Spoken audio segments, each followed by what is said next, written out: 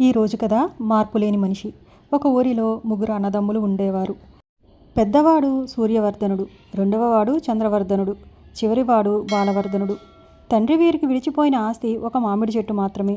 అయితే ఆ మామిడి చెట్టు చాలా చిత్రమైంది. ఇప్పుడు అప్పుడు అనకుండా 365 రోజులు అది కాస్తూనే ఉంటుంది. ముగ్గురు అన్నదమ్ములలోనూ ఇద్దరు ఆ చెట్టు కాయలు కోసి పట్టుకుపోయి ఊళ్ళో అమ్ముకురావటం, మూడవవాడు చెట్టుకి కాపలా కాస్తూ ఉండటం, ఇది వాళ్ళ ఏర్పాటు. ఒకరోజు చెట్టు కాపలా కాయడం బాలవర్ధనుడి వంతు వచ్చింది. సూర్యవర్ధనుడు, చంద్రవర్ధనుడు కాయలు పట్టుకుని ఊళ్ళోకి వెళ్ళారు. ఆ సమయంలో వృద్ధుడైన ఒక సన్యాసి ఆ చెట్టు వద్దకు వచ్చి, నాయనా, నాకు ఆకలి దాహం అవుతుంది, ఒక్క మామిడికాయ ఇచ్చి పుణ్యం కట్టుకుంటావా అని అడిగాడు. అందుకు బాలవర్ధనుడు, తాత, నాకు 2 అన్నలున్నారు.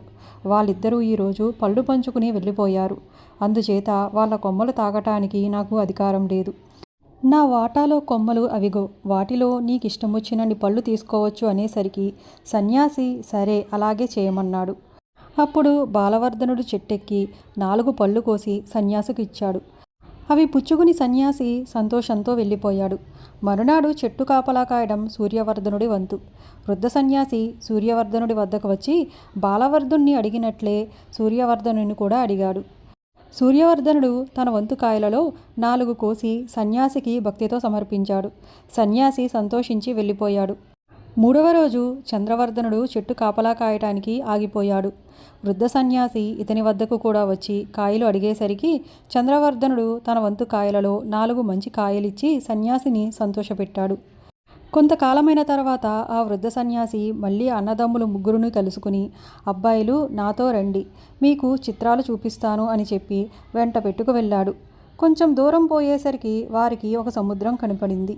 అప్పుడు సన్యాసి సూర్యవర్ధనుడి వైపు తిరిగి, నాయనా, ఈ సముద్రం నీ ఆధీనంలో ఉంచుతున్నాను. నీవు ఏం కోరుకుంటే అది తప్పక నెరవేరుతుంది అన్నాడు. అలా అయితే ఈ సముద్రంలో ఉన్న ఉప్పు నీళ్ళన్నీ తెల్లటి క్షీరంగా మారిపోవాలి అని కోరుకునేసరికి వెంటనే ఆ సముద్రం క్షీర సముద్రంగా మారిపోయింది. సూర్యవర్ధనుడు ఆ పాల నుంచి పెరుగు, వెన్న, నెయ్యి తీసి వ్యాపారం ప్రారంభించాడు. త్వరలోనే ధనవంతుడై అక్కడే నివాసం ఏర్పరచుకున్నాడు. ఆ తర్వాత సన్యాసి తక్కిన 2 వెంటబెట్టుకుని మళ్ళీ బయలుదేరాడు. కొంతసేపటికి ఒక పెద్ద మైదానం కనపడింది. అందులో కొన్ని లక్షల పావురాలు గింజలు ఏరుకుంటూ ఉన్నాయి. సన్యాసి ఈసారి చంద్రవర్ధనుడి వైపు తిరిగి, నాయనా, ఈ మైదానము, పావురాలు నీ ఆధీనం చేస్తున్నాను. నీ మనసులో కోరిక ఏమిటో చెప్పు, నెరవేరుస్తాను అన్నాడు. అలా అయితే ఈ పావురాలన్నీ గొర్రెలుగా మారిపోవాలి అని కోరుకున్నాడు చంద్రవర్ధనుడు. వెంటనే మైదానమంతా గొర్రెలతో నిండిపోయింది. చంద్రవర్ధనుడు అక్కడే స్థిరపడి ఆ గొర్రెల ఉన్నితో తివాసీలు నేయించి వర్తకం ప్రారంభించి ధనవంతుడయ్యాడు. పోతే వృద్ధ సన్యాసి బాలవర్ధుణ్ణి తీసుకుని ముందుకు సాగిపోయాడు. అలా పోగా పోగా ఒక చిన్న ఆలయము, అందులో దేవి విగ్రహము కనపడ్డాయి. అక్కడ ఆగి వృద్ధ సన్యాసి బాలవర్ధనుడితో, అబ్బాయి, ఈ గుడిలో ఉండే దేవిని తలుచుకుని నువ్వు ఏం కోరుకుంటే అది నెరవేరుతుంది అనేసరికి బాలవర్ధనుడు, అయితే స్వామి, దాపరికం ఎందుకు, నాకు ఒక కోరిక ఉంది. ఈ ఊరి పట్టపు రాజు కూతురుని పెళ్లాడాలి అన్నాడు. బాలవర్ధనుడి కోరికకు సన్యాసి చిరునవ్వు నవ్వుకుని, భలే గట్టివాడువోయ్ అంటూ ప్రేమతో వీపు తట్టి అతనిని తన వెంట రాజుగారి కోటకు తీసుకుపోయాడు. వృద్ధ సన్యాసి బాలవర్ధనుడు కలిసి వెళ్ళేసరికి అక్కడ 2 రాజకుమారులు కూర్చుని ఉన్నారు. ఇప్పుడు రాజకుమారి కోసం వచ్చిన బాలవర్ధనుడు 3వ వాడన్నమాట.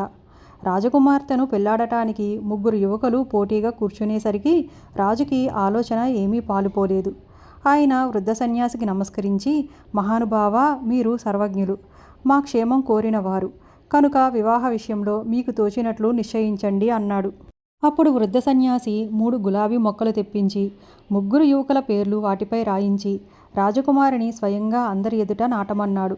అందులో ఏ మొక్క రేపు ఉదయానికల్లా పూస్తుందో ఆ యువకుణ్ణి ఆమె వరించినట్లే నిశ్చయం అని చెప్పాడు. అందరూ ఈ ఏర్పాటు బాగుందన్నారు.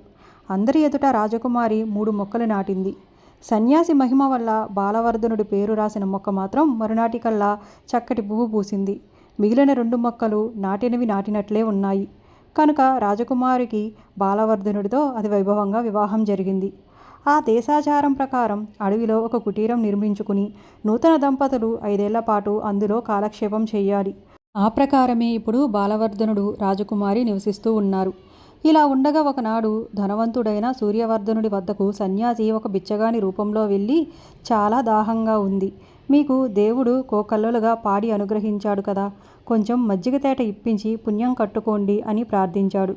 దానికి సూర్యవర్ధనుడు, పోవై పక్షి, మజ్జిగలు ధర్మానికి పోయటానికి ఇదేమీ చలివేంద్రం కాదు, వర్తకానికి ధర్మానికి చాలా దూరం ఉంది, వెళ్ళు వెళ్ళు అంటూ కసిరి కొట్టాడు. అప్పుడు సన్యాసికి కోపం వచ్చి, అప్పుడే నీకింద కళ్ళు నెత్తిమీదకు వచ్చాయా, నిన్ను నువ్వు తెలుసుకునేటట్లు చేస్తాను ఉండు అని చెప్పి సముద్రం పైన మంత్రజలం చల్లేసరికి చూస్తూ ఉండగానే తెల్లటి క్షీరసముద్రం మారిపోయి అందులో మళ్ళీ మామూలుగా ఉప్పు నీళ్లు వచ్చాయి. సూర్యవర్ధనుడితో సన్యాసి, మేలు మరిచిన కృతజ్ఞుడా, నీవు ఎప్పటిలాగా మామిడి చెట్టు వద్దకు పోయి కాపలా కాసుకుంటూ ఉండు పో అని చెప్పి అదృశ్యమయ్యాడు. ఇక రెండోవాడు ఎలా మారిపోయాడో కనిపెట్టాలని సన్యాసి మారువేషంతో చంద్రవర్ధనుడి వద్దకు పోయి, నాయనా, చలితో వణికిపోతున్నాను, ముసలివాడిని, మీకు దేవుడు ఇన్ని గొర్రెలు ఇచ్చాడు కదా, మీకు పనికిరానిది ఒక చింకిన కంబలి ముక్క నాకు పడేయండి, మీ పేరు చెప్పుకుని కప్పుకుంటాను అని కోరేసరికి చంద్రవర్ధనుడు, మేము నేసిన కంబళ్ళు 4 నీలాంటి సన్యాసులకి పంచిపెట్టేస్తే మేము ఎక్కడికి పోవాలి, మా వర్తకం ఏం కావాలి, వెళ్ళు వెళ్ళు అంటూ కసిరికొట్టాడు. ఓహో, నీ పని ఇంతవరకు వచ్చిందా, నీవు ఎక్కడికి పోవాలో చెబుతానుండు అంటూ మంత్రజలం తీసి అభిషేకించేసరికి అతని కళ్ళ ముందరే గొర్రెలన్నీ పావురాలుగా మారిపోయి ఎగిరిపోవటం మొదలుపెట్టాయి. సన్యాసి అతని వైపు తిరిగి, పిచ్చి నాయనా, ఇక నుంచి నీవు మామూలుగా నీ మామిడి చెట్టు వద్దకు పోయి కాపలా కాసుకుంటూ ఉండు అని చెప్పి మాయమయ్యాడు. అన్నలు ఇద్దరి సంగతి ఈ విధంగా పరీక్షించిన తర్వాత చిన్నవాడైన బాలవర్ధనుడిలో కూడా ఏదైనా మార్పు వచ్చిందేమో తెలుసుకోవాలని సన్యాసికి బుద్ధి పుట్టింది. అడవిలో అతను నివసించే కుటీరానికి వెళ్ళాడు.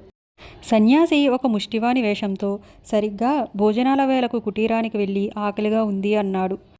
భోజనం చేద్దామని సిద్ధంగా ఉన్న ఆ దంపతులు ఇద్దరూ ఆ ముష్టివాణ్ణి ఎంతో ఆనందంతో లోపలికి తీసుకుపోయి తమ కోసం తయారు చేసుకున్న అడవి తేనె, ఫలములు, అన్నము మొదలైన పదార్థాలు అతనికి వడ్డించి కడుపు నిండగా భోజనం పెట్టారు.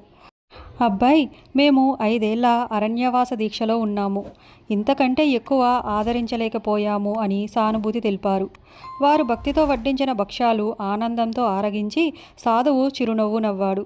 నాయనా, మామిడి చెట్టు కాపలా కాసే నాటి నుంచి నీ మంచితనంలో ఏ మార్పు లేకుండా ఇప్పటికీ అలాగే ఉన్నందుకు చాలా సంతోషంగా ఉంది. నీవు మంచివాడువు గనక నీకు తగిన భార్య దొరికింది. దేశాచారం ప్రకారం మీరు ఇంకా దీక్షలో ఉండవలసి వచ్చినప్పటికీ అరణ్యవాసం చేస్తున్నామే అనే బాధ మీకు ఇప్పటి నుంచి కలగబోదు. మీరు ఎక్కడ ఉంటే అక్కడ రాజభోగం ఉంటుంది అని చెప్పి ఆ కుటీరం పైన మంత్రజలం చల్లాడు. తక్షణమే ఆ కుటీరం ఒక రాజభవనంగా మారిపోయింది. అందులో రాజుగారి కోటలో ఉన్నట్టే అన్ని హంగులు అమరి ఉన్నాయి. బాలవర్ధనుడు భార్య మారువేషంలో ఉన్న సాధువును గుర్తించి సాష్టాంగపడ్డారు. సాధువు వారిని దీవిస్తూ అంతర్ధానమయ్యాడు. అప్పటి నుంచి బాలవర్ధనుడు రాణి అరణ్యంలో హాయిగా ఉంటూ ఉన్నారు.